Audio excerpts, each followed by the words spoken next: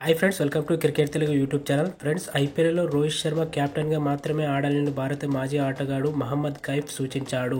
2025 సీజన్లో Rohit Sharma royal Challengers Bengaluru తరపున ఆడేలా RCB అతడిని ఒప్పించి కెప్టెన్గా నియమించాలని కోరాడు. రోహిత్ శర్మ 2011 నుంచి ముంబై ఇండియన్స్కు ఆడుతున్న విషయం తెలిసిందే.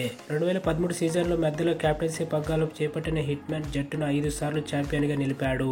గత సీజన్ ప్రారంభానికి ముందు ముంబై ఇండియన్స్ రోహిత్ను సారథ్య బాధ్యతల నుంచి తప్పించి హార్దిక్ పాండ్యాను కెప్టెన్గా నియమించింది. అయితే 2025 సీజన్కు ముందు వేలం జరగనుంది. ఈ నేపథ్యంలో ఆర్సీబీ వేలంలో రోహిత్ శర్మను దక్కించుకొని కెప్టెన్గా చేయాలని కైఫ్ సూచించాడు. ఐపీఎల్లో రోహిత్ శర్మ కెప్టెన్గా మాత్రమే ఆడాలి, ఎందుకంటే అతను ఎంతో గొప్ప కెప్టెన్. అతను సారథిగా టీ20 ప్రపంచ కప్ గెలిచాడు.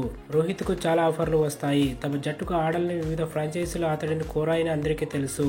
అతడిని ఏ ఫ్రాంచైజీ తీసుకున్నా కెప్టెన్గా నియమించాలని భావిస్తున్నా.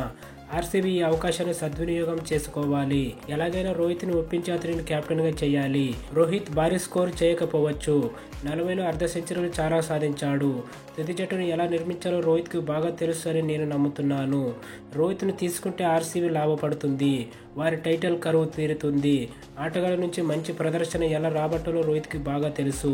బెంగళూరుకు అవకాశం వస్తే రోహిత్ని తీసుకొని కెప్టెన్గా చేస్తుందని నమ్ముతున్నానని మహమ్మద్ కైఫ్ పేర్కొన్నాడు.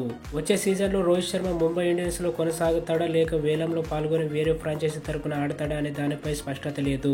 అక్టోబర్ 31 లోపు ఫ్రాంచైజీలు తాము రిటైన్ చేసుకున్న ఆటగాళ్ల జాబితాను సమర్పించాల్సి ఉంది. ఒక్క ఫ్రాంచైజీ 6గురిని అట్టి పెట్టుకోవడానికి ఐపీఎల్ పాలకవర్గం అనుమతిచ్చింది.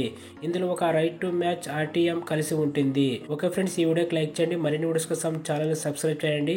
అలాగే రోహిత్ శర్మను ఆర్సీబీ తీసుకుంటే లాభపడుతుందా లేదనేది కింద కామెంట్ చేయండి. Thank you for watching.